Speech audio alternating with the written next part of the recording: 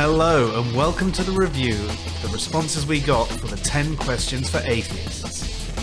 What is going on with my camera? They have properly been drinking and on drugs, so these answers are probably going to get better as they progress. Getting massacred?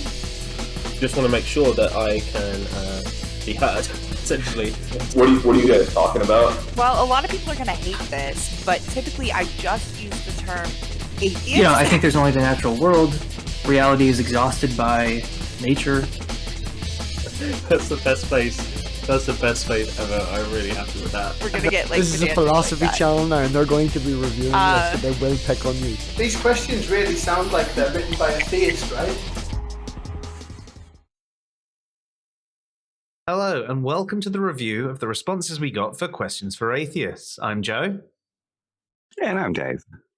And tonight we're going to be addressing question 5, in which we ask, what arguments or other evidence do you find most convincing, interesting, or thought-provoking for the existence of a deity?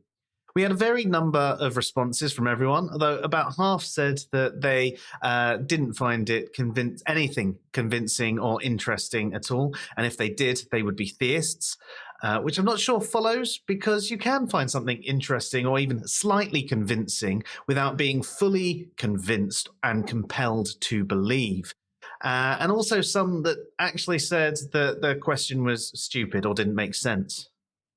Yeah, that seems like kind of a terrible response to me, because I'm somebody that finds some of these arguments interesting. And if we were to take convincing to mean make me question whether or not it's possible a God could exist, then there are some that are convincing in the fact that they sort of give us pause for thought to think, well, okay, if theism was true, this would be more likely than it was under atheism. Let's have a look at this, and you could find it interesting looking at them just to debunk them. You know, that kind of thing. No, most definitely.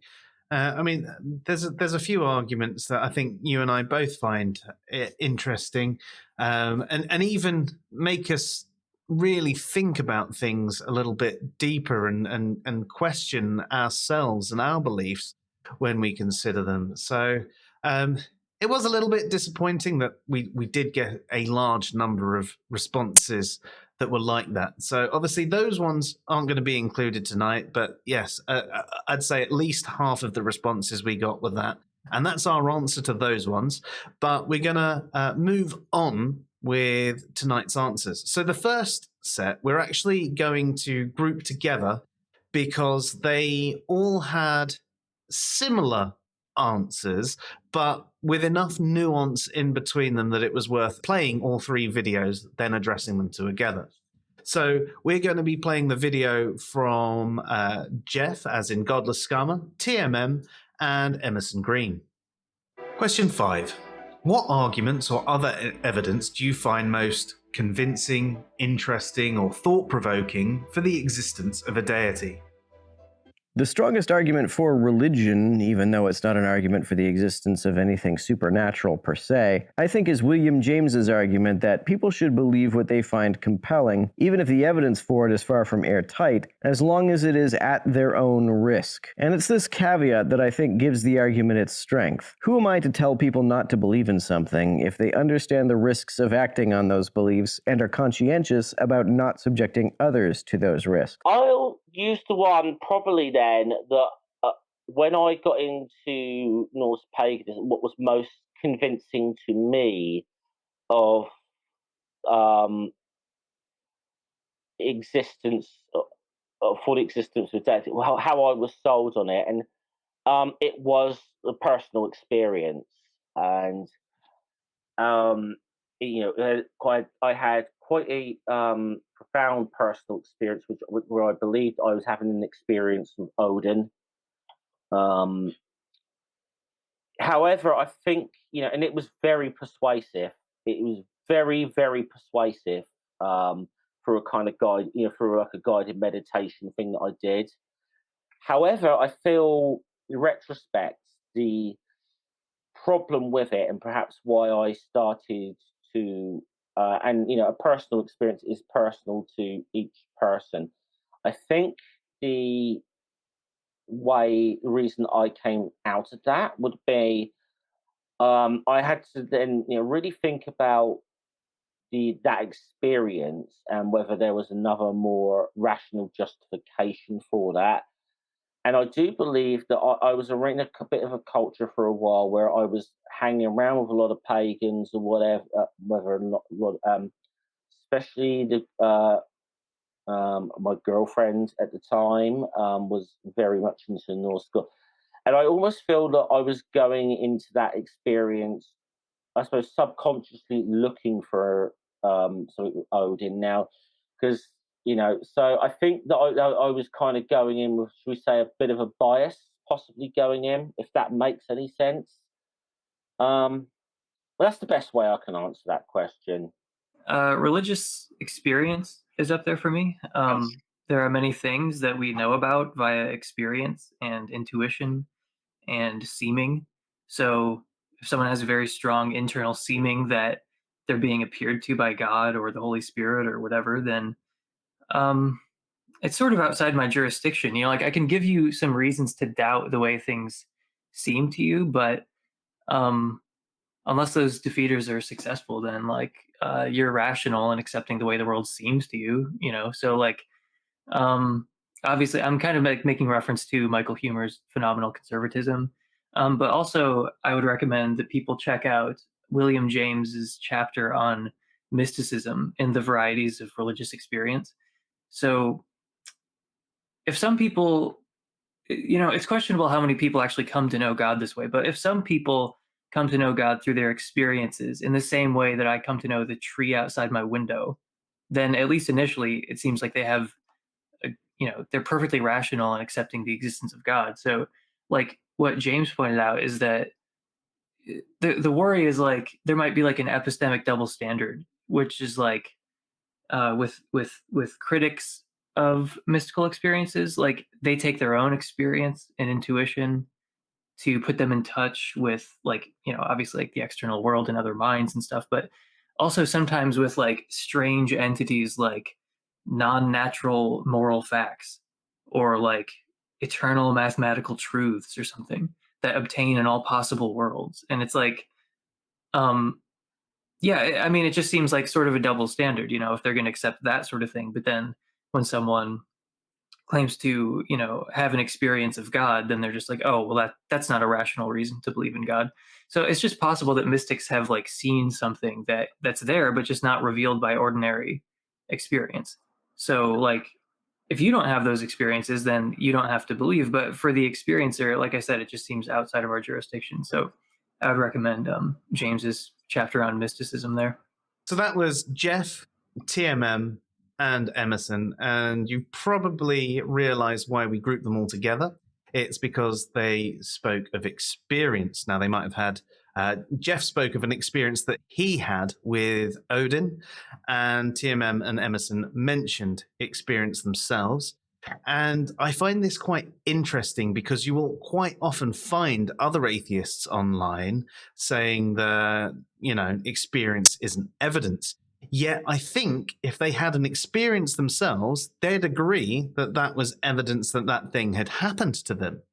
The other thing that's quite amusing here is the fact that, well, empirical evidence is what you experience through your senses.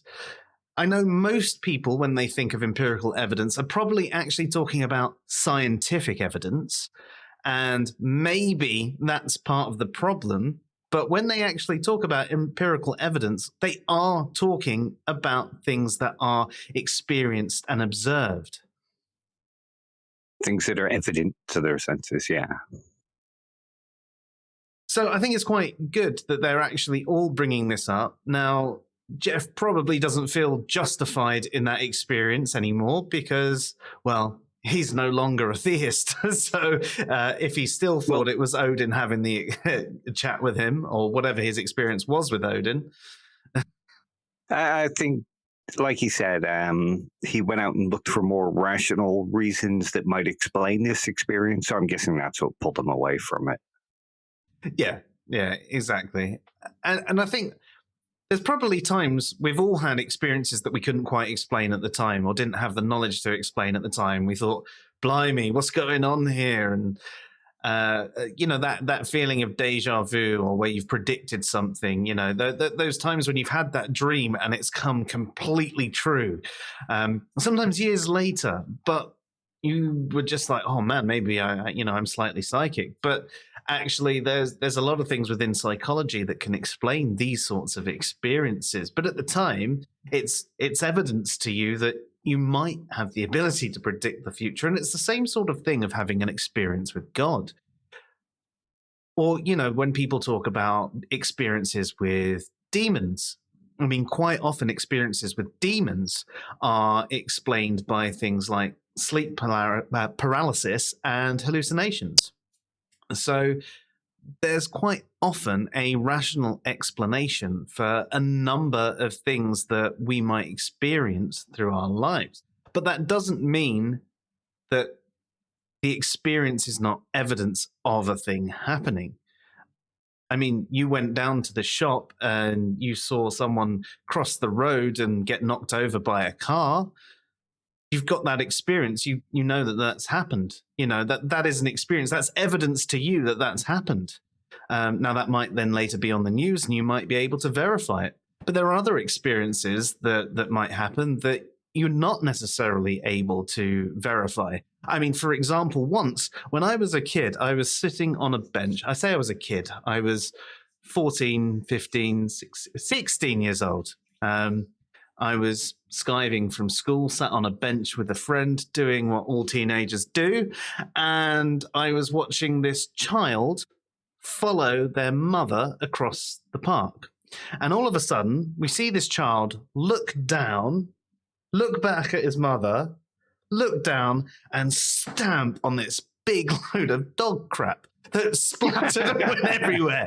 And he looked so impressed with himself. Now, there is absolutely no way I can verify this happening. In fact, all I've got is that friend who I'm no longer in contact with, who experienced it with me. But even if that person wasn't there, that experience, my experience, is still evidence of that thing happening. Oh, yeah, absolutely. But they did actually speak, at least TMM and Emerson spoke about William James's argument about experience as well, didn't they, Dave? They did, yeah.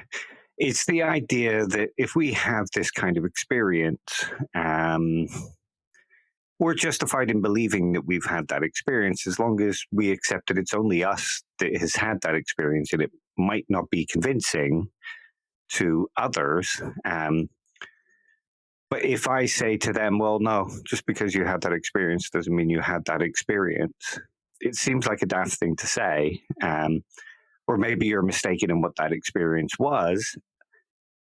You could present a whole bunch of counters to it, but if those counters don't quite defeat him, he's still justified in believing he had that experience.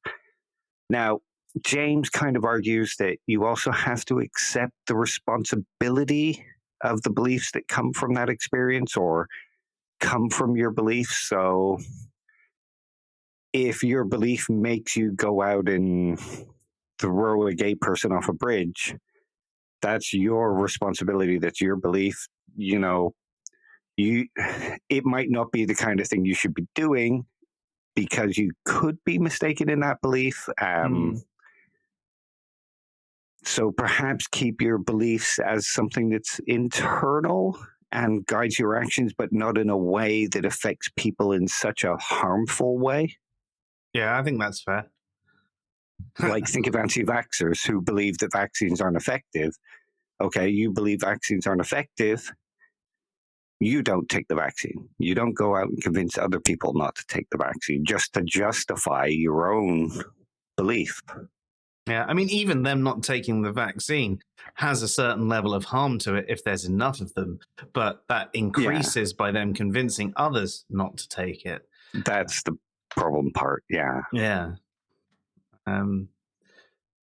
I think that makes a lot of sense, especially if you might have an experience that is against all contemporary evidence. Yeah, exactly.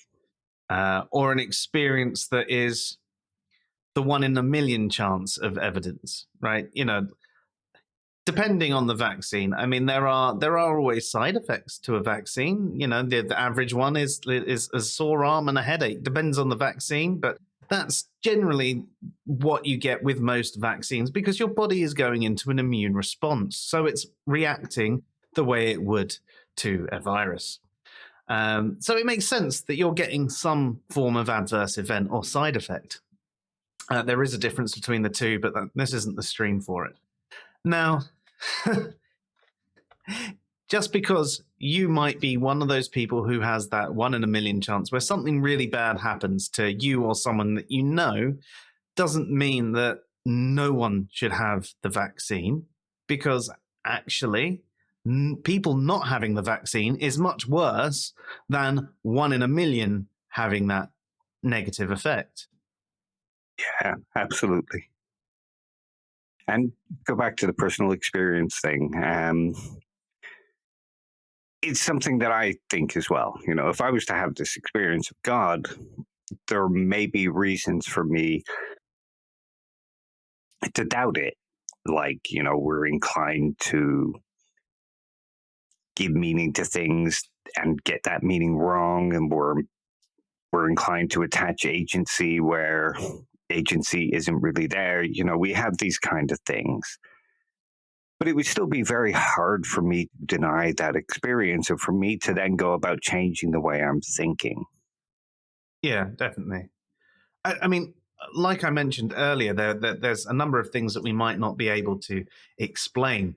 And even though I now have a rational explanation for them, there's still part of me that feels that my experience was something more. I mean, think of something like free will. Mm-hmm. We have this experience that we have this kind of, maybe not libertarian free will, but we have this kind of ability to make decisions, and they seem to be autonomous decisions, like sui generis kind of decisions. And when somebody presents you with this evidence, like, oh, okay, maybe it's all determined, it's just all laws of physics, there's this thing in you that goes like, well, that's not how I feel the experience. So it sort of can give rise and rational reasoning. I think it's called phenomenal conservatism, where you're justified in believing that until you're actually shown your experience isn't correct. Yeah. And with a black hole topic like free will, that might not happen anytime soon.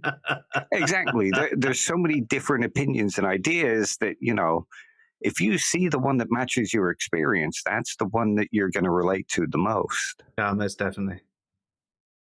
Awesome. So thank you, the three of you, for those. Gave us a lot to talk on, and I think we should move on to the next video now, which was also from the Emerson Green stream. It was Chris Rhodes. Okay, yeah, so I think for the existence of God, most of the more intriguing arguments are either moral or psychological arguments. I'm not very interested in cosmological or teleological arguments at all. I think there's something there in some cases, but overall, I don't think they're the way to go when it comes to arguing for the existence of God. I think one of the more interesting arguments in favor of God's existence, and more specifically, no, that's a different one I'm thinking of. But one of the more interesting arguments for theism would be an argument from moral economy, right?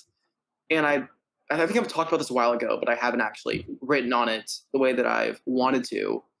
It's something that's been in the back of my head for a while, but just an argument from the fact that there not only are moral agents, but there is a sort of system of moral agents, and they're interconnected in their behaviors, and that the actions and decisions of certain agents affect others in this very intricate web of behavior, emotions, and just overall psychological connections between these creatures in this in a community, right, or in this very complicated web that could be cashed out, or different examples can be given, whether it be a family, a town, or a Discord server, right?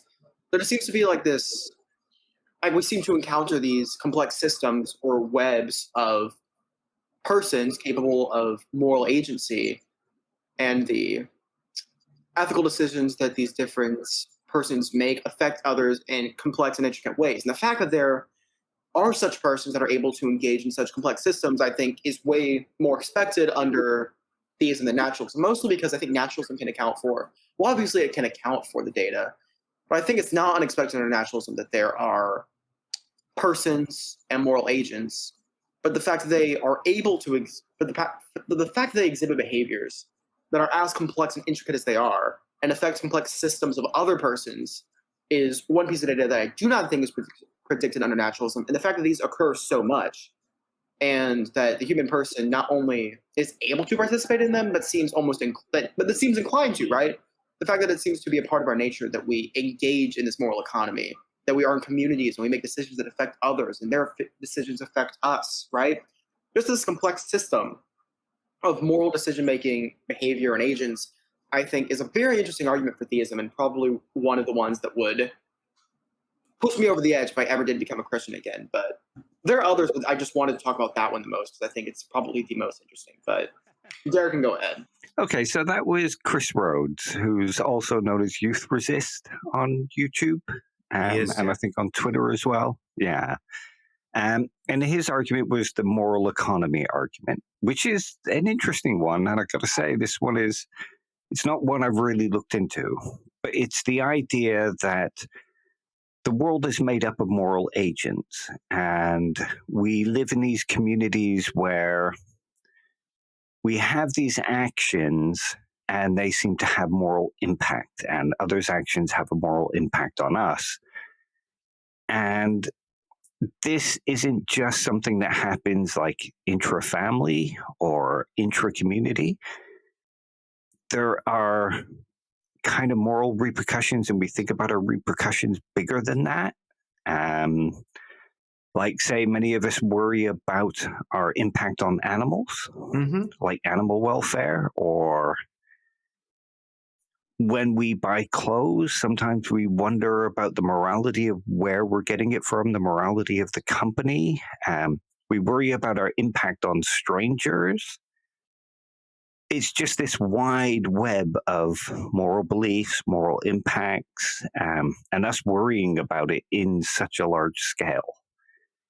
And if we think about it, yes, you could explain morality in the sense of evolution, but it seems harder to explain why we would care past our family, our tribe, the people that we don't know about. Why do we worry about the impact on them? You know, we might get repercussions, I guess, but that kind of wide web seems more like something that we would expect if God created us and the world and things like that, rather than naturalism.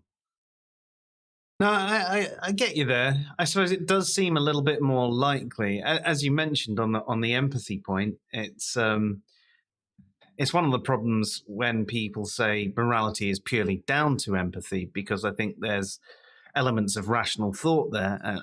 Empathy is very biased to the people that we know, especially those of family or close friends.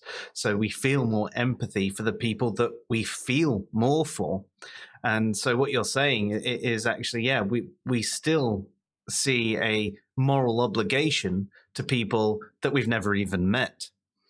And that seems more likely under theism, where a deity is the arbiter of morality and has instilled some form of morality within us. Now, there's other arguments. You could say that, I guess morality is a natural part of the universe, in the same way that you could make the arguments that things like numbers, I mean, our language gives them form, but numbers are still there. The thing that one represents is still there. Or the rules of logic. And you could say that, maybe morality is like that there. It's just part of the universe where there are, and you need a living and conscious being to experience it. But again, with all of them, you could also make the argument that that is more likely with a deity than it just being a natural part as well. Yeah, exactly. All these things, the argument basically is, all these things could be explained by naturalism. But it's just in a universe created with moral agents, and we would expect God to create moral agents, it seems more likely. Yeah. One to think about, actually, not one I'd heard of before. Obviously, generally what we hear is the moral argument, exactly. Which is, if objective morals exist, then God exists. Objective morals exist, therefore God exists. Yeah, and both you and I would actually agree that objective morals do exist, but we don't think that actually necessarily entails a God existing. No, definitely not. I mean, it might lend credence to God existing, I guess, but it doesn't rule out any other types of objective morality. No, I agree. But I do think that that's one of the reasons that many atheists might go, well, morality is subjective then, because then that's a defeater to the moral argument. Rather than actually spend time learning about morality and going, well, actually, that doesn't have to be entailed by this. They just go with the easy answer. But this stream isn't about that. That one's coming up in a few questions' time, which I'm really looking forward to because I love morality. It makes me cry all the time. Morality is immoral because it causes me displeasure. Morality is evil because you couldn't have immorality without it. Brilliant. But Chris, thank you for that one. Really interesting. Yeah, that was brilliant. And like I say, it's not one I've really come across. So that was really interesting. Yeah. And completely unique in tonight's deck of cards as well. So yeah, doubly thank you in that regard. And next as well, we've also got another one from the Emerson Green stream. It is Necessary Being. So, I'm in agreement with, both you guys. Mystical experience, I guess for, say that there is anything godlike, mystical experience is a big one. And for why there's anything that actually, that God could be person-like, it's I think moral agency is probably the most convincing that would be, the personal aspects would be among the divine properties. In terms of, what mostly, besides mystical experience, is, just cosmological arguments, the arguments for the existence of the necessary being. I don't have any great arguments, but I find the premise that nothing is wholly without explanation pretty plausible. That fits all the data. Blah blah blah. And I think if nothing is wholly without explanation, I think that premise enough, far weaker than the regular principle of sufficient reason. I think that's enough to get you to a necessary being, and that's usually considered one stage of getting to arguments for existence of God, even though it doesn't get you the whole way there. So it's something in favor of, or evidence or whatever like that for the more specific hypothesis of the monotheistic God as traditionally conceived, or however Oppie phrases it. Orthodoxly conceived monotheistic God. Yeah. So are you do you have any optimism about stage 2 arguments that move you just beyond that necessary independent foundation into something that more resembles God? Yeah, it's maybe for it depends on how the other divine properties are understood. It's maybe one understanding of omnipotence is being that from which all power is derived. But that could still just be I don't know, the Big Bang singularity like that. And it literally every causal power is derivative of that. So that doesn't. But maybe that could be useful in some, depending on how you want to understand it. From a pantheist perspective, it's that might actually be assist that worldview. But for the most part, in terms of stage 2, it's not. I think the only way to get there is to have a difference, is to use other arguments, because some people won't be well, the necessary, as I kind of said, has to be that from which all powers derive, is omnipotent, maybe maybe they get to a more robust understanding of omnipotence that gets you like, oh, in order to be fully omnipotent, you need knowledge, and then oh, you need a motivation to actually use your power and knowledge, and so maybe it's like, you know, good in some sense. I don't know, but for the most part, I'm not very optimistic about them. So that was necessary being, and apart from agreeing with both Chris and Emerson, he also brought up moral agency being something that is convincing, which essentially lends itself to the moral argument, or like Chris was saying with the moral economy. It at least lends itself to the fact that it's more likely for morality to be something that evolved with a deity than it being sort of random chance. He also finds arguments for the existence of a necessary being convincing. So that's essentially a contingency argument. Now, we could regard the energy at the start of the universe, the necessary being. It's not necessarily talking about a being in the sense of a human being. It's talking about that necessary being that was there for everything to be contingent upon. So I think with that one, I'd probably say I still find the necessary being that energy at the beginning of the universe. Evidence seems to point towards that, essentially looking at the Big Bang Theory, rather than it being, you know, a conscious being, a god. Some people might say, well, what's the difference? Maybe they're one and the same, and yeah, okay. If they are, they are.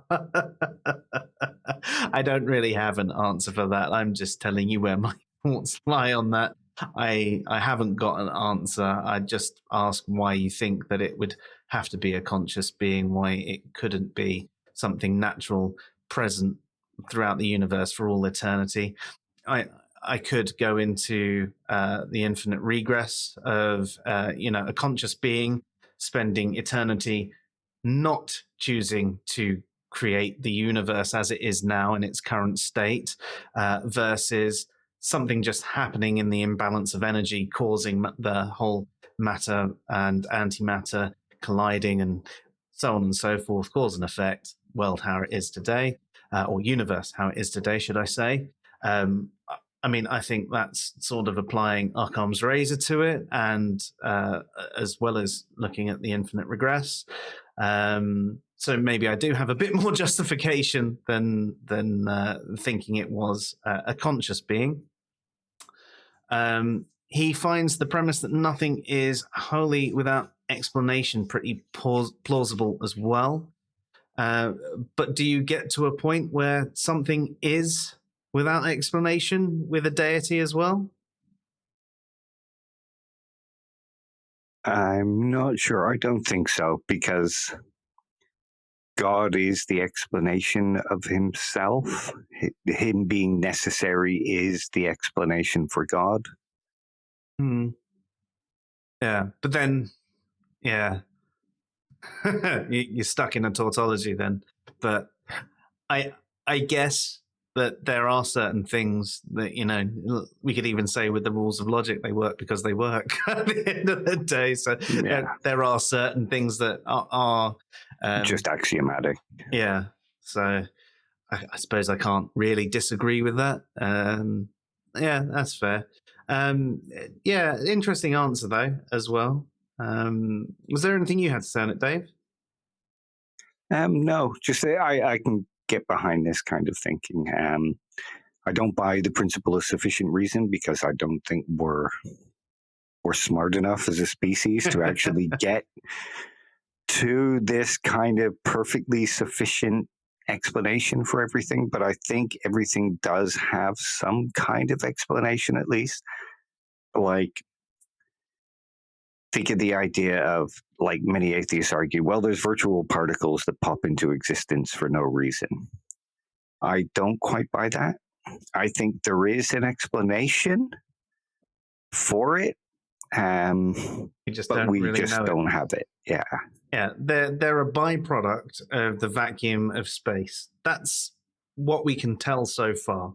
They're just something that happens when there's a vacuum in space. They're, quantum twitches, essentially, is what they are. Yeah. So there is reason for it, even if we can't wholly explain it. So we do have an explanation. It's just maybe not completely sufficient, but I think everything we do will always be underdetermined. Yeah, that's fair.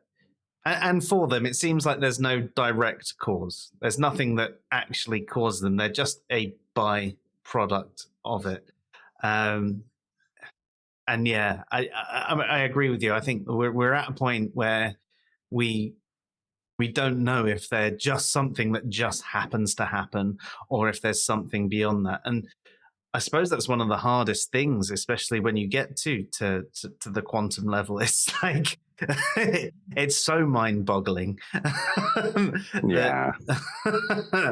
I know some people can find that sort of thing really easy, but I definitely struggle with it, and I think that's why quantum woo is so popular as well, because people use that sort of language and dazzle people and confuse them into going, oh yeah, it must be this. Yeah, a lot of people, if you use big enough words for them and say it confidently enough, and they don't understand these words, you can fool them into thinking that you're quite clever. Yeah. Which is why I have to use plain language rather than technical language, because I'm not clever. Well, it's more the fact that you've got to explain it in levels that I can understand, isn't it, Dave? And me. Cool. So yeah, thank you for that, Necessary Being. And next tonight we have Godless Granny. Question 5. What argument do I find most convincing or thought-provoking for the existence of a deity? Probably explaining how the universe began. While the lack of this knowledge really isn't evidence of God, it's just an appeal to ignorance. If we don't know it, God must have done it. I also can't respond to how did it happen. So while this argument has me thinking, it has no appeal to be convincing either. I do see the power in the emotional appeals that some believers make. I saw one try to convince me that there is a God that loves me personally. He had nothing to back his claim except Bible verses, but nonetheless, despite a complete lack of evidence, he made a powerful emotional appeal. I can see why I fell for it as a teenager. Okay, so that was Godless Granny, and kind of an interesting answer. Her answer, as from what I can unpack from it, is that the beginning of the universe is something that we don't really have an explanation for at the moment.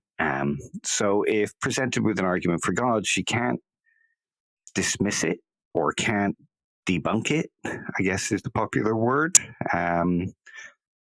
So she has to sort of give that maybe it's a possibility, remain agnostic on it. And that's kind of interesting, I guess. Yeah, I mean, she mentioned that it's essentially was it an argument for argument from ignorance? Yeah. So and she's aware of that as well. Or no, yeah. So it's good to be aware that that's where you are, but at the same time, just because you're ignorant of something shouldn't mean that you make a decision another way as well. So yeah, being aware that you're ignorant, and yeah, okay, it could be an appeal to ignorance. She's not necessarily filling that with God. I think she's speaking more of the religious person's argument is an argument from ignorance rather than hers. Yeah, I think. Basically a God of the gaps. Yeah. And one of the things we can say about the God of the Gaps is that those gaps are getting smaller and smaller and smaller. You know, science is doing a very, very good job in that regard. Those gaps are getting smaller and smaller and smaller. There isn't anything that is being replaced by supernatural explanations. It's all supernatural explanations being replaced with scientific explanations. It all seems to be natural. Now, will we ever close all of those gaps? I don't think we will in any of our lifetimes. I mean, it depends how long YouTube runs and how many people see this video. Maybe in your lifetime it might. But chances are, no. In our lifetimes, there will always be these gaps in our knowledge. And I can understand filling them with God. I can, because it makes it easy. I mean, a lot of people like those easily digestible answers. It's why people do tend to prefer things like maths and science over things like philosophy, because philosophy can be quite diverse and have many different answers. And there can be right answers in philosophy. That's another thing that is a bit of a misrepresentation. But these answers, I mean, a lot harder to get to. It's not like going, oh yeah, 5 + 5 is 10. There's a lot more thought behind them. So I can understand people's want to go, oh, there's a gap there. That gap must be filled with God. It makes sense that someone would want to do that. Yeah, especially if you're already entrenched in that belief system and you already believe that God is the grounding of everything. It sort of makes sense because our beliefs are kind of built bottom up. We access them top down, but they're built bottom up. So if you see a tree and you're a naturalist, you're going to think, well, that's the product of evolution. If you believe God is the grounding of everything, you're of course going to look at it and say, if you're a theistic evolutionist, you're going to say, yes, it evolved, but God was the designer of the evolution process. And that's just the way our brains work. So if you're a naturalist, when you see a gap, you're going to think, well, that'll be further explained by naturalism. If you're religious and God is the grounding of everything, then you're going to see it and go, well, we can't explain it. God is the grounding of everything, so it's most likely God. Yeah, most definitely. And I do hope we close these gaps. I do hope we do. Even if that close actually turns out to be a god or all the gods or whatever. It'd be nice to know. You know, it's nice to be there, like no gaps in our knowledge, even if that is a lot of us atheists turning around and going, oh, crap, we were all wrong. Yeah. Because I'd like to know. I'd like to know if I was wrong about believing no gods exist. I don't know about you. I mean, maybe some of you are happy to just think gods don't exist regardless. I don't know. But yeah, thank you for that, Godless Granny. Just one more thing to say to do with this closing the gaps. I think what people have to remember is that religion has been explaining these things for thousands of years, like thousands of years. And I know we've been doing science since like the Greek times, the Chinese were doing science, but it was a very different kind of science. The kind of analytic, deductive science that we're doing now has only been going on for a couple of hundred years. So science is kind of lagging behind and has some catching up to do, but I think eventually it will start closing more and more of these gaps. Look at how many gaps have been closed in just 200 years. Yeah, I mean, recently they closed the gap, which is what a lot of philosophers have actually been saying for years about the experience of reality and how reality is just how we perceive it to be. And yes, there is an objective reality, probably, but what all of us experience is highly subjective. It's our way, the brain is translating reality. Yet at the same time, we build models based on an objective reality that do seem to work. So we can tell that there probably is an objective reality as well, even if we can't quite perceive it directly. Um, and do you know what? Philosophy has been saying that for a long time, but science has just come around and Counting gone, the phenomenal noumenal, yeah. yeah. And science has turned around and gone, yeah, actually. We've now been able to say that, yeah, that is most likely the case from what we know. And that's something to remember about science. Science never really ever proves anything absolutely true. It shows this is highly evidence, well justified, and not been shown to be false yet. Yeah, and that along is with fallibilism. exactly. Something a lot of people forget when they're thinking about science. One of the better things about science as well. Yeah, absolutely. Speaking of science, our resident pseudoscientist is unfixed. That's Luke, or Bearded Heretic. I think that the argument, and I don't know the argument in its entirety, but the argument for fine-tuning is quite a strong one, because the kind of like laws of physics that we see and the way things work in the universe seem finely tuned. And I can see why that would be compelling. And it has been compelling when I've gone into a thought hole about it. But for me, I think it's more of a case of rather than the universe being made to contain life, the universe was just able to contain life with how it developed, rather than it. It's almost like it is probability at the end of the day, and I think that when you're thinking about probabilities and like very small probabilities, they almost seem impossible. But the whole thing with the probability is no probability is too small for it to be possible, right? So for me, it's the fine tuning I think is convincing, but not when you really start to think about it. You can kind of reverse it on its head.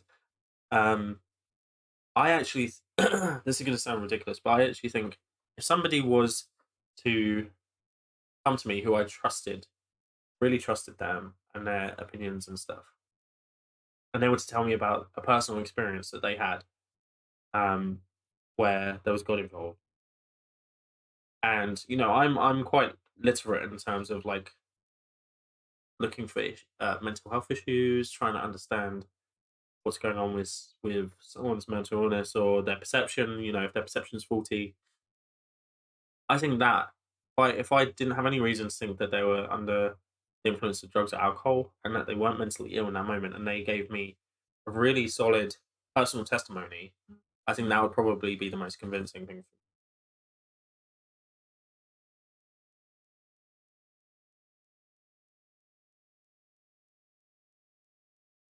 I don't think any kind of apologetics or logical argument currently is strong enough for me.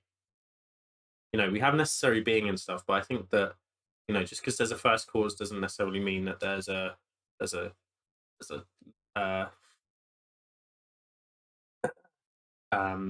sentient, powerful being behind it. I don't think that entails that. So I think there's a big gap there that needs to be filled. And I think that even for deists, like I can see a deist god being more likely than one that's interventionist.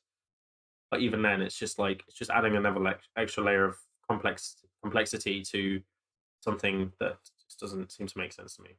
It's like why is that explanation for it any stronger than like the multiverse explanation or anything like that? At the moment it's not. So for me, the explanatory power of God is just too low, and then there's a big gap between the kind of like cosmological arguments and the end result of the biblical versions, or the holy text versions of those gods. Yeah.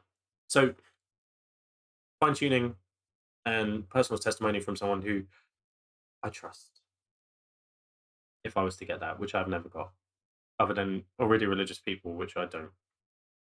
Because they're primed. You know, if an atheist, if like Joe had a real personal experience, and I was like, whoa, that's something to listen to. So that was Bearded Heretic, and he brought up a number of different points. One of them was the argument for fine tuning. He found that one relatively strong, looking at the laws of physics that we see and the way the universe works. It seems finely tuned, and he can see why it's compelling to others, at least. Though he sees it more in the way of the universe is actually just capable of life rather than fine tuned for life. And I think I'd agree with that, because if the universe was fine tuned for life, we'd see more life on different planets local to us. There might be other planets out there which do have life on them, and it could be just as evolved or even more so. But if the entire universe was actually fine-tuned, surely we'd expect more planets in our solar system to have life on it as well. And yeah. Can I just bring one thing up here? Yeah. It could be not just that it's fine-tuned for life, but fine-tuned for life on particular parts of this planet. And I suppose you could argue from that it shows that in all this vast universe, we only exist here, so it must have taken a creator to fine-tune it enough to be only here. Yeah, I'd not looked at it from that angle. I'd always looked at it from because the argument is about a fine-tuned universe. If the universe was fine-tuned for life, that builds the picture in my head, and so I infer that of widespread, yeah. But that's an interesting take on it. It still does come back to the whole Douglas Adams puddle theory. So yeah. It's not convincing for me, but I thought I'd give the strongest reading possible of that argument. I think it's great to do that. I mean, it's definitely given me more to think on. So I'm glad that you have done that. And I will think on it more, and it's good to do that. And I think that's something that we all should try and do. I think it's something, especially on social media, never happens. People are very rarely charitable in their reading of things. They don't take an argument and give the best reading of it. They take the worst reading of it and generally misrepresent what you're saying. And that's not saying it's theist or atheist. Everybody does it. I mean, I even do it from time to time, because sometimes people might have formed a bias in my head because someone might have been persistently a bit of a knob, and then they turn around and say something, and instantly in my head it gets the worst reading because of past experiences with them. But I do find it's very common on social media for people to, even in the first interaction, give you the worst reading rather than the most charitable reading. And I do appreciate, Dave, that you tend to give things the best reading possible. Tend to. Don't always. Tend to. No. Yeah, I don't think anybody's perfect enough to always be completely charitable. I think, there are people who've soured themselves has biases, like you say. Yeah. Exactly. He also mentions personal testimony of someone he trusted, telling them about an experience that he had. So this is interesting because it ties into the experience point earlier, but he doesn't mention his own experience. He mentions the experience of someone that he trusted. So I could imagine that with the rapport that both Dave and I have with Luke, if we came to him with a religious experience and we told it and we were being quite earnest, managed to not crack up laughing and tell him we were winding up, so on and so forth. It was a genuine experience that we'd had, that we'd been convinced of God. It might convince him, or at least give him pause for thought. And I think that's a good one, because actually we are more likely to listen to those that we trust. And if you consider that there's two people talking, right? One of them's wrong, but you know them very well, and generally you see them as a credible person. And one person you don't know at all, and so you've got no real opinion about them. Who are you going to listen to in this situation? Generally, I mean, I know people say, no, I'll listen to the evidence. No, I'll listen to the evidence. But we're humans. We're emotional beings. We're not going to do that. We're going to listen to the person that we have the best rapport with. And this is one of the reasons why I say in our interactions with theists, we should try and be respectful. Well, it's not the only reason. I think we should be respectful to other humans anyway. But I think that we should have a good rapport with them, because if you see someone with a harmful belief, they're more likely to listen to why you think that is a harmful belief if you have a good rapport with them, if they have respect for you and you have shown them respect. Now, Dave and I don't think necessarily having a belief in God or gods is harmful. We know a number of theists who seem like absolutely awesome people and are doing no harm to anyone. And there are other theists who might be of the same religion as them that are doing that harm. And yeah, it all comes back to that respect thing, you know? Yeah. And there's a couple of things I could add here. If you think about the people you mentioned where there are people with those beliefs doing harm, those people are more than worthy of being challenged. You know, we should be challenging them. But when we paint all of them with the same brush, we're going to turn the good ones away and say, well, okay, you're fighting against these people. I don't like them, but you know what? You made me so angry at the way you've treated me. It's your battle now. And the good believer, not good, it's sort of a bad way to put it, but you know what I mean. Yeah. Those believers that we align with in those kind of ideas, they're the ones that are more likely to actually get through to people of the same kind of belief systems. I mean, an atheist isn't really going to listen to William Lane Craig. And this brings me on to a next point. An atheist will listen to somebody like Aaron Ra. And this goes back to your point about how people we admire, people we trust, we're more likely to listen to them. How many times have we heard, I'd rather listen to Aaron Ra than you. He knows what he's talking about. And even when you say the definition of atheism, they'll go, well, Aaron's right. And you present them with this evidence, they'll dismiss you because they don't have the same kind of respect as they do for Aaron Ra. Yeah, and definitely. And that's the thing. I mean, someone like Aaron, I mean, he can be quite a charismatic guy. He's got quite a lot of knowledge in the scientific area. And unfortunately, he keeps stepping into the philosophical arena and speaking as if he's an authority on things.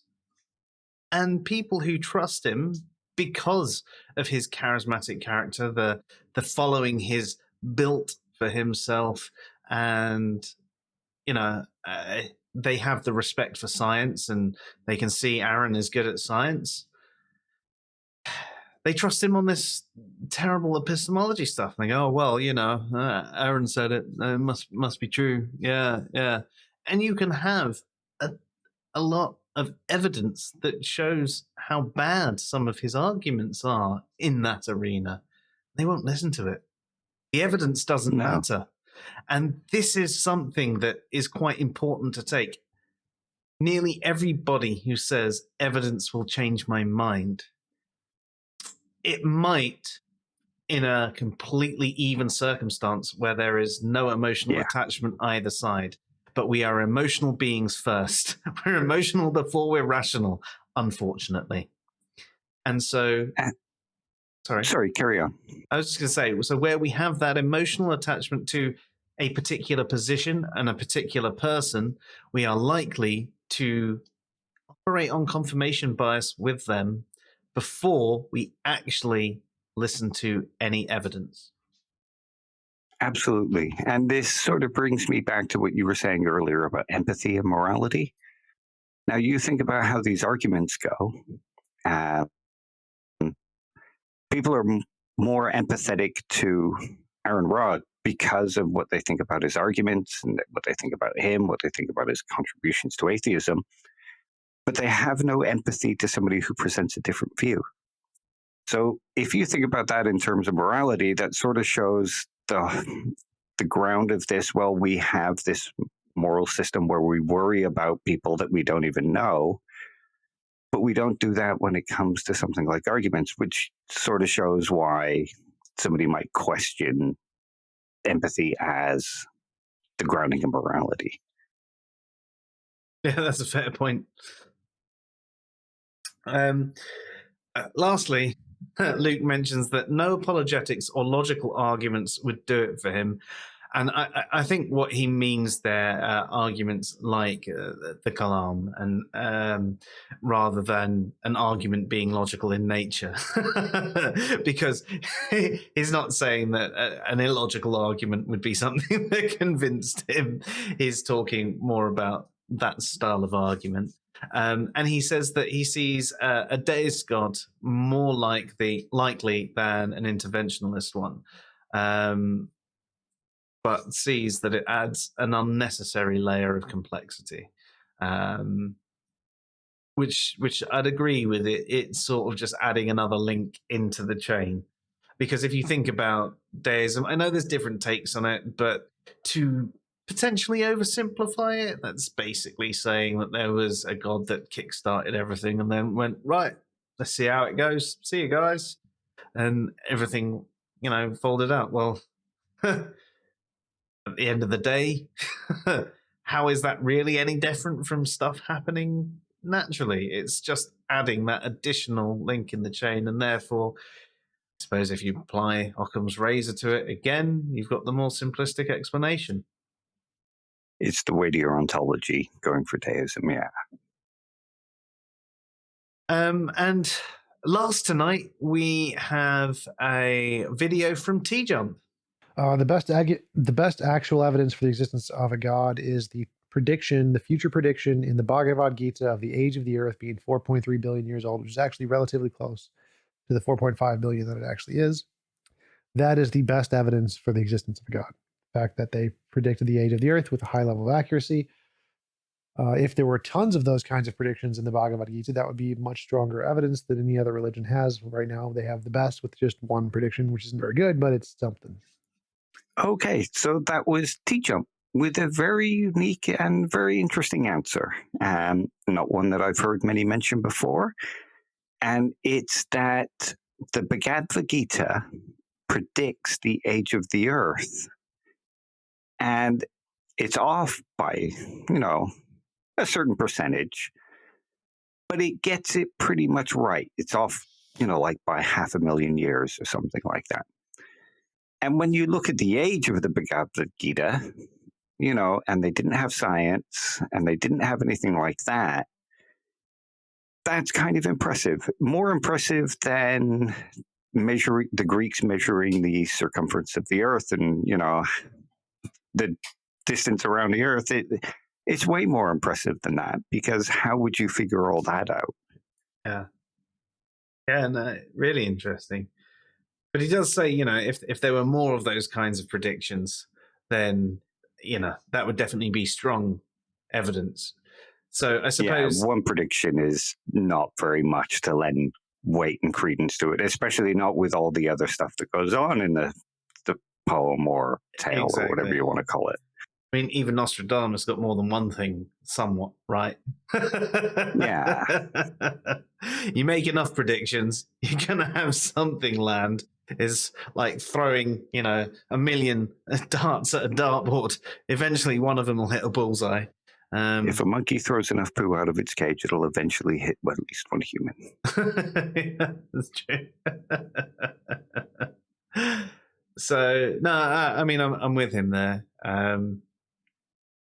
But it's props for the uniqueness. Yeah, there is no one that brought anything up like that, not even in the comments, So it's completely unique.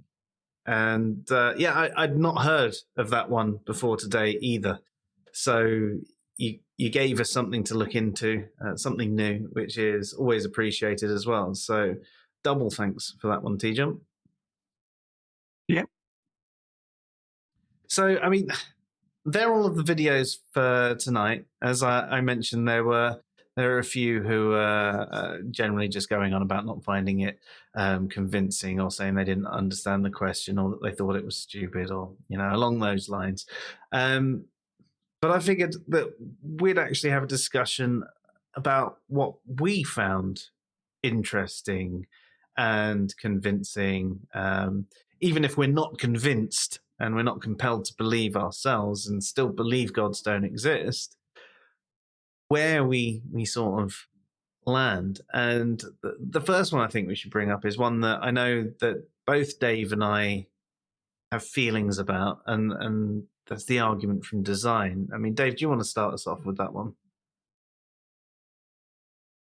I mean, it's a pretty simple one, and it's the idea that when we look out into the world, we see a world that seems to have a parent design. Think of the clockmaker argument, or the argument put forward in David Hume, where it's, this great architect. When we look at an architect, we can see that it's designed because it's got these interconnecting parts, and they all seem to be intricate, and they all seem to hold the house up and give it shape. And if we look at the world, it's kind of analogous. So that's the argument from design. It just, the world is intricate, seems to run like a clock, and seems to have a parent design. Yeah, and I mean, obviously there's certain counters to it, and even things like the blind watchmaker.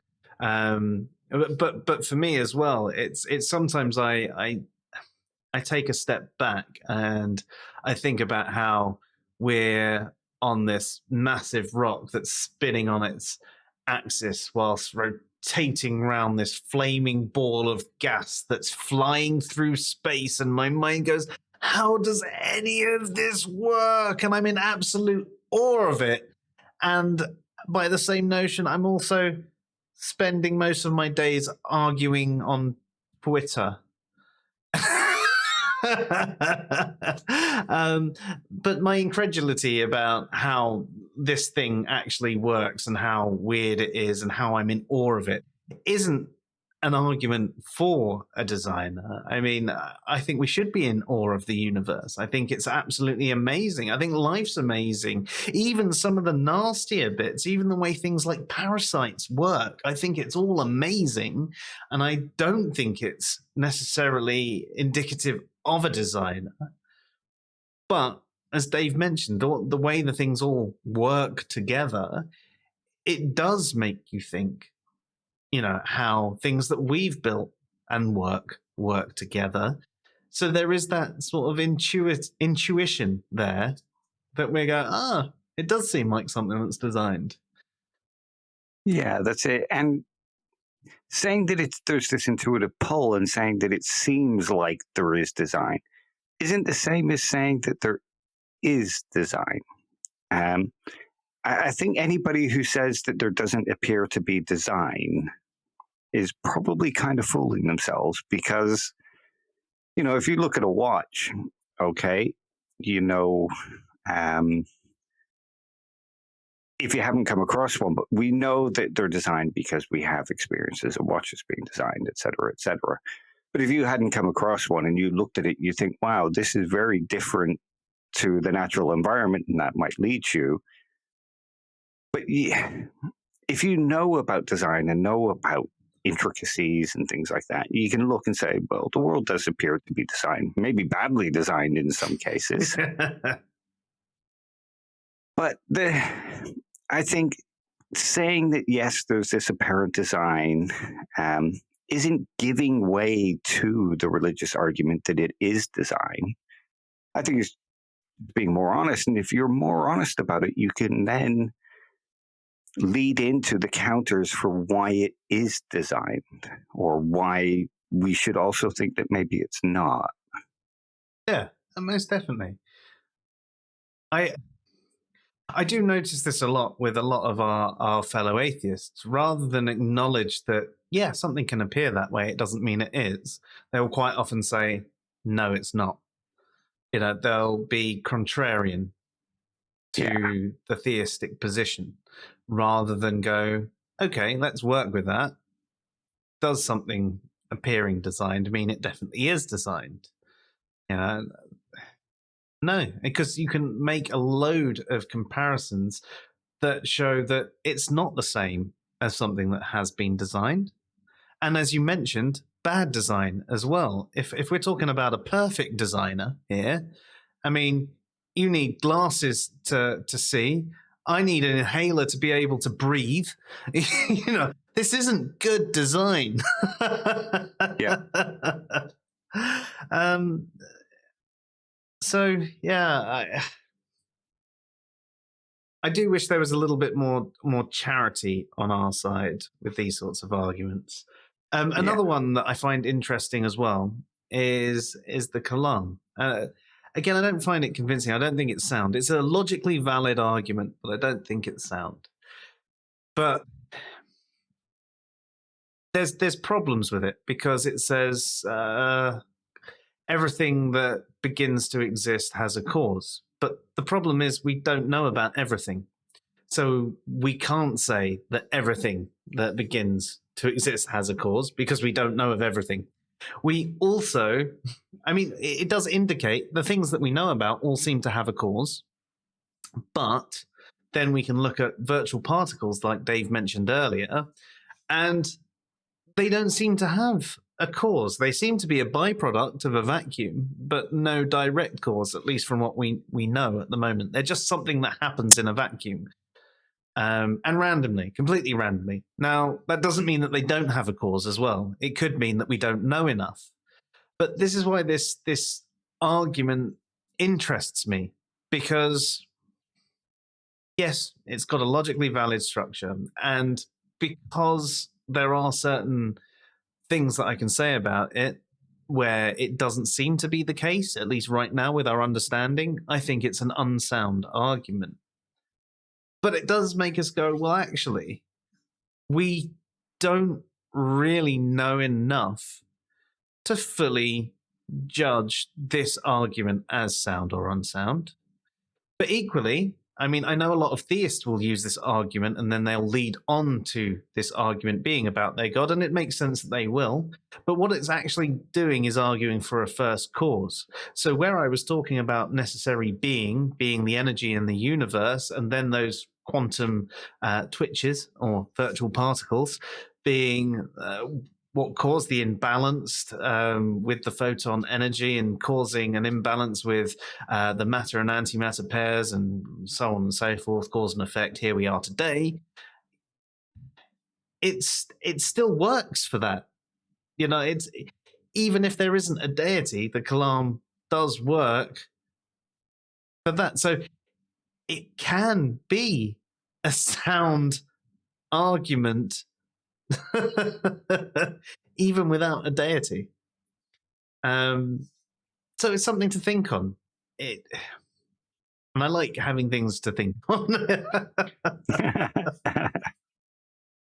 What about you, Dave? Are there any other arguments that you find particularly interesting?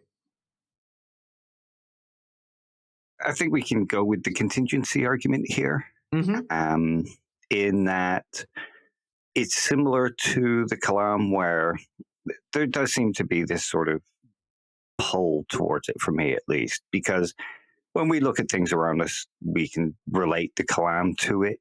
There are reasons to say, well, maybe the premises aren't as strong as we might think, but it still seems to have something to it. And I think the Kalam can give us a way to think about naturalism as well. And the same with the contingency argument. It can give us a way of thinking about naturalism. It doesn't necessarily lead to God, and it doesn't necessarily argue for God at that stage. Like you said, there are stages that come after to bring about the conclusion for God. But both of these things work for looking at how to think about naturalism as well. And there are other arguments that come after these that can be used to argue for naturalism. So I find these arguments kind of interesting and convincing to the point, maybe not compelling, but convincing to the point that it makes me think, yeah, there is something to this argument. Yeah, I think something you said there, and I don't think we fully addressed earlier, although we might have said with our language, convincing and compelling are a bit different. Once you're convinced, you're compelled to believe. But something can be convincing, but you're still not convinced and therefore not compelled to believe. Yeah. I mean, if you think about it in terms of belief strengths, I believe that there are other species out there in the universe. I mean, look at the amount of planets that there is, look at the size of the universe. There's solar systems that sort of resemble ours. So I think it's possible that there are aliens on there. And I don't just remain agnostic on it because it sort of pushes me over the line to believe that, yeah, it's probably the case. But I don't go, well, it must be the case. I'm not so convinced that I think it has to be true, just that it's probably true or possibly true. And I think the same can be said about arguments, that we might not be wholly convinced, but we might be pushed a little over the edge of agnostic. Yeah. Even then, it doesn't even have to be that far either. You could be, well, I am slightly convinced by this argument until we play these other arguments and these counters, and actually we go exactly. So all of a sudden, what was making me go, yeah, like we were talking about with things like the argument from design, they're things that make us go, yeah. But there's so many other arguments that make us go, yeah, no. Interesting though, but no. Yeah. So we're not compelled to believe. We're not compelled to be agnostic on the propositions of God existence, even though there are these arguments that may have a little bit of power. They just don't have enough. They're not compelling. Yeah. And I'm going to bring up the personal experience one again as well, in that I find these kind of things interesting, both from a psychological point of view and from just an interesting point of view, because we can discuss the religious experience in many different ways and many different kind of ways our psychology works. But there's a lot of people that do seem to have these arguments, these experiences, and they wholly change that person's life. It's not just that I now believe in this God, it's I now believe in this God, and all these actions spring forth from it. So that makes these experiences kind of a little more interesting than somebody just going, I'm pretty sure I saw Bigfoot. Because that doesn't compel them to change their lives entirely. There are people that become Bigfoot hunters, but I think that there's more reasons to being a Bigfoot hunter than just your experience of possibly seeing, because there's money in it, there's fame, there's people that will buy your books just because they want to know, and they want this thing to be proven. But sometimes with those religious experiences, they're life transforming for no other reason than the religious experience. And I know we brought up earlier about testimony and how, it's only the evidence for the person that had the experience. But like you said, somebody who you trusted came to you with this information, you would think twice on it. Now, I think the same. Imagine if I came to you and said, oh, I had this experience last night and I can only put it down to this, and I'm now Christian or Muslim or a Deist or something like that. That would probably be kind of powerful, because you know who I am and how I've always been an atheist, and I've always been convinced by the arguments that God doesn't exist, for this thing to happen. And how generally cynical you are. Yeah, exactly. Do you know what I mean? I'm not unopen to the idea of God, but I'm more likely to lean into the idea that, it was an experience I'm explaining incorrectly or something like that. But if I was to come and say, well, look, this has happened and this has done this to me, you're going to go, holy fuck. Of course. Yeah. But that's just it. Now, if it was some random person, I'd probably go, yeah, you're balmy. yeah, that's it. Because we're kind of programmed for that. Yeah. But as you said, if it was you that said something like that to me, I'd have to go, oh, right, tell me more about this. Let me listen to this. Let me see if I can find a way to speak about it on the other side and see if there's any way I can justify to you that this wasn't the experience that you had. And if you still maintained your belief after a barragement of questions, I'd have to go, blimey, I need this experience as well, because this has got me really unsettled. I've at least moved into an agnostic position rather than being atheist, because I'm really uncertain. So I think that is something that is definitely very powerful and something that does need to be considered. Yeah. And I kind of think the moral argument is not particularly strong for me, but I do think it leans in favor of something like theism or more, and same with consciousness. Yeah. Consciousness is more likely and morality is more likely if we were created by God than if we simply evolved, thinking about something like Chalmers' P-zombie argument. Mm-hmm. Yeah. And I mean, more likely doesn't mean that it couldn't have happened. I mean... Yeah, exactly. I mean, you're basically talking about probabilities here, but then, in a chaotic universe and over an infinite timeline, anything can happen. So even an immensely low probability isn't the same as no probability at all. Exactly. So even though it might be a lower probability under naturalism, doesn't mean that it wouldn't happen under naturalism. It just means that there is a higher chance of it happening with a deity. Yeah. No, all really good points. And those are the ones I can think of, Yeah, and I think there are some good arguments that can get people thinking. Are there any that you want to list off maybe for others to look into and come back to us if they've got any further questions? What do you mean? Any other arguments that people could look into? I'd recommend starting with there and possibly starting with something like Aquinas' 5 Ways. I know people dismiss them,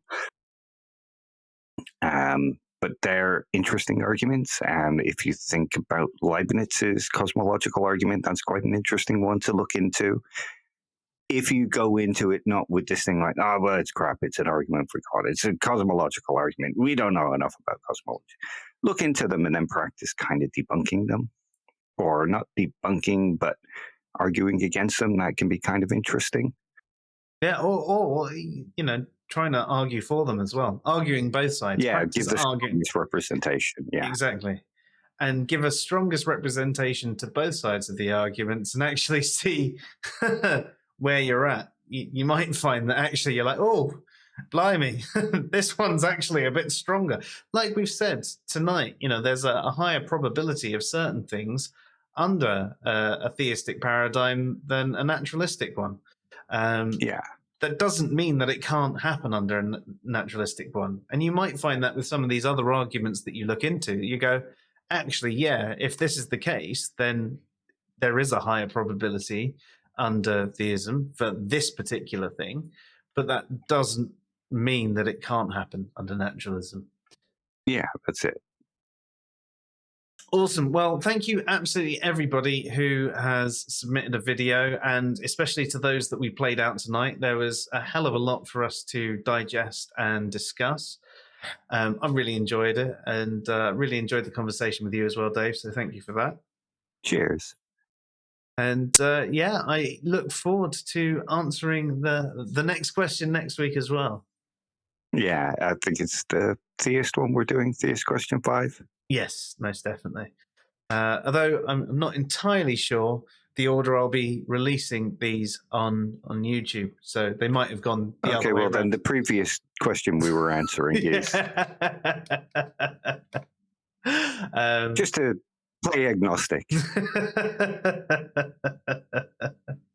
But thank you everybody who has watched. I hope you've enjoyed them, and as I've mentioned a couple of times, please give us feedback. This is a completely new way of doing things for us, and if there's anything you suggest we do or don't do, I mean, we'd love to hear your opinions on it, what you liked, what you don't like, any advice. We're really, enjoying answering these questions, and we hope once we've done these, if people enjoy them enough, we'll do a 2022 set of 10 questions for theists and atheists, or maybe something slightly different, but another questions video. So we want to strengthen our video production skills, and if there's anything that you find really distracting or you really don't like, just let us know, and I'll consider changing it. Also, it's never too late to get answers into any of these videos either. I mean, we're happy to do either a second round or include additional videos in them. I've mentioned it before, but please, under the original 10 questions videos, whether it's for theists or for atheists, drop a link to your video, because we don't always know of your responses. I know Dave does a search to see if he can find them, and from time to time they pop up new ones, but depending on the way the YouTube algorithm works, we may not see your video. So you're more guaranteed to enter our playlist and get a play on our channel if you drop us a link. So please do that. We'd really appreciate it. And we love doing this sort of thing. We love the sort of interaction. We hope that some of the people that we've responded to will be willing to come on and have a conversation with us about these topics as well. Yeah.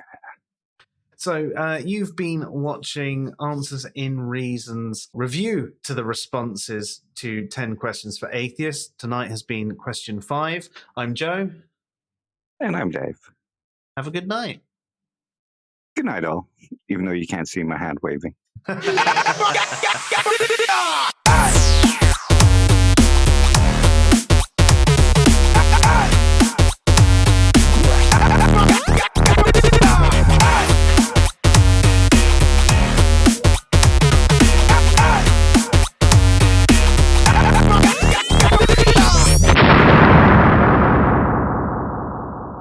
No evidence for God. Obviously, next question.